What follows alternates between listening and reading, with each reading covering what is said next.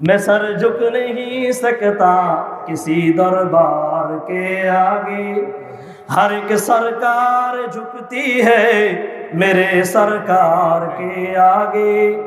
उधर लश्कर बेलश्कर है, इधर है 313, उधर शैतान का गलबा, इधर ईमान की ताकत है। अल्लाहू আকবার বলে আমরা কারো কাছে মাথা নত করব না, কারণ দুনিয়ার সমস্ত রাজাদি রাজা, দুনিয়ার সমস্ত রাজা বাচ্চারা তারা তো আমার সরকার রব্বুল আলামিনের সামনে মাথা নত করে। কথা বলেন ঠিক কিনা?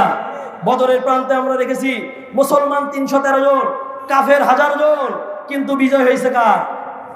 বিজয় হয়েছে কার? মুসলমানদের বিজয় হয়েছে। তদরূপ কোরআন ওয়ালাদের বিজয় হবে, কোরআন ওয়ালাদের বিজয় হবে।